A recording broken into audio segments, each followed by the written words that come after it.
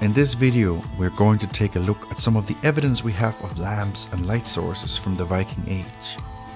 I will demonstrate how to render animal fat into fuel for these lamps, and show you some examples of reconstructions of lamps from the Viking Age based on historical finds.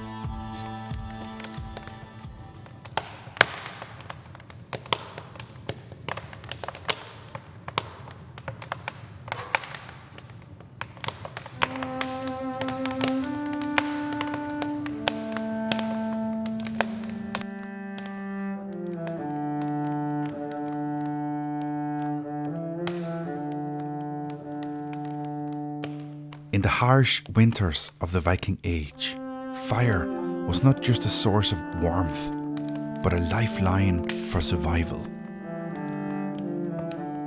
As the long nights descended, flickering flames cast their glow upon the walls inside the houses, offering both light and protection against the darkness.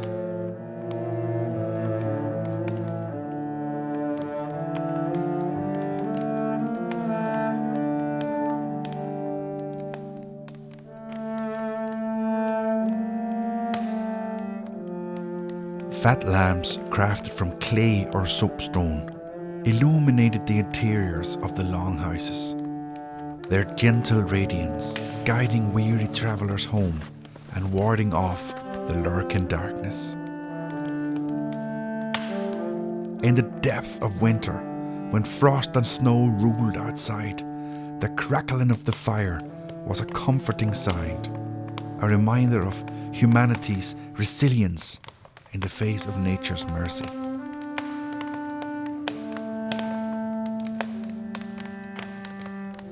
Within the warmth of these flames, bonds were strengthened, stories were shared, and a spirit of community thrived amidst the chill. So in the Viking Age, fire was not merely a tool, but a beacon of hope, symbolizing the enduring spirit of survival against the cold embrace of winter.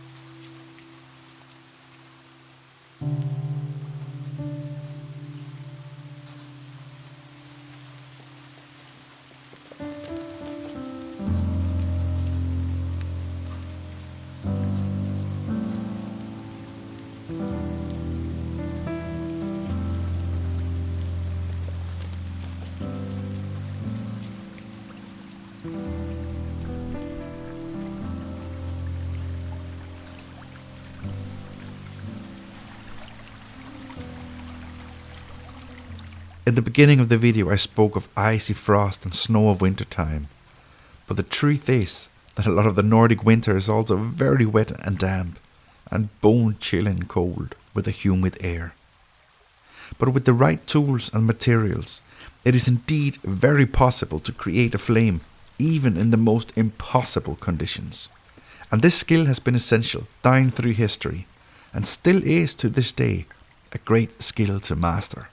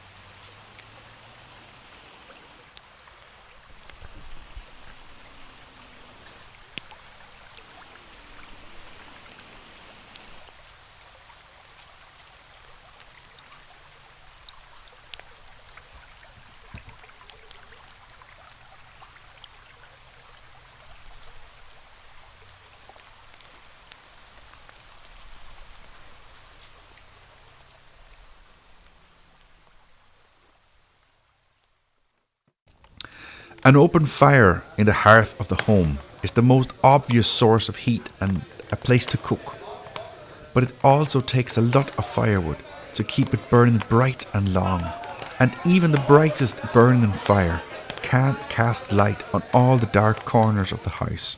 And of course the Vikings did have other sources of light that were very effective fuel-wise and could be moved around easily as well.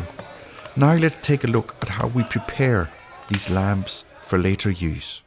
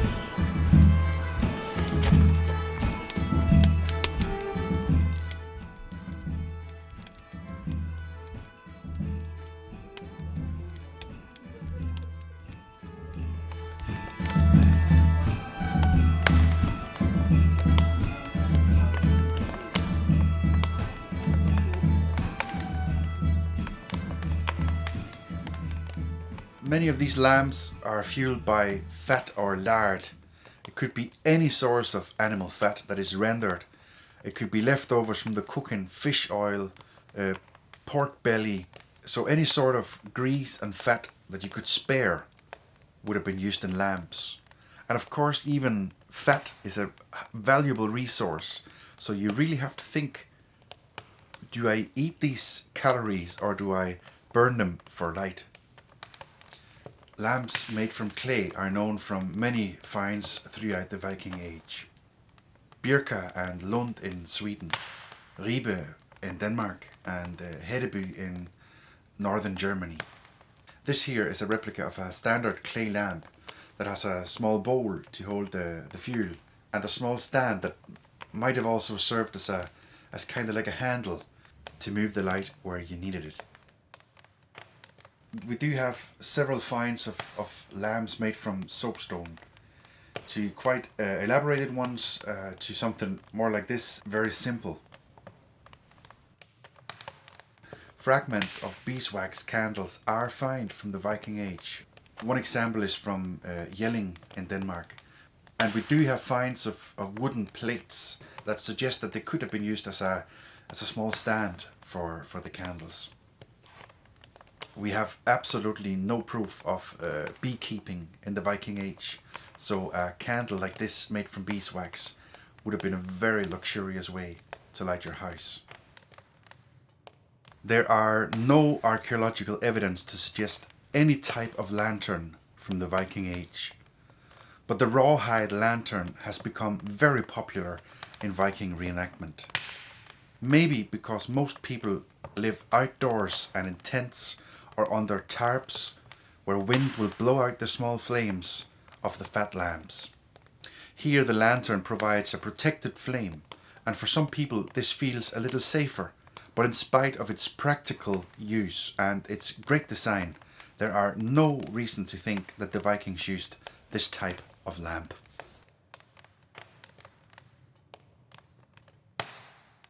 Oil lamps are known from other parts of the world at the same time as the Viking Age.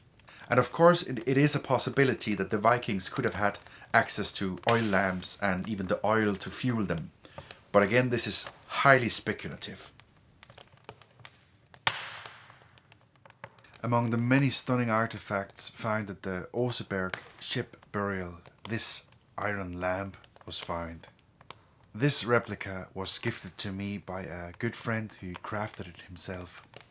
The general interpretation is that this lamp could be placed in the ground and filled with any kind of fuel and provide a light source in a decent height wherever you want.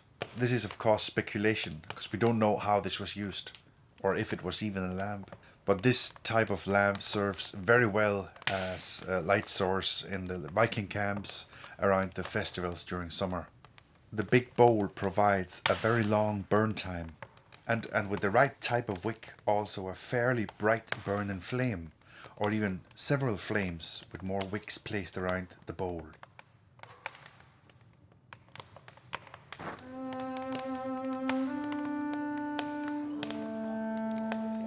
As the fire crackled and the lamps burned, the harsh reality of winter loomed beyond the protective walls of the settlement. Outside, the land lay shrouded in frost. Yet, within the warmth of the longhouse, the spirit of resilience prevailed. Through the mastery of fire and the art of illumination, the Vikings forged a sanctuary against the cold, finding solace and strength amidst the depth of winter's embrace.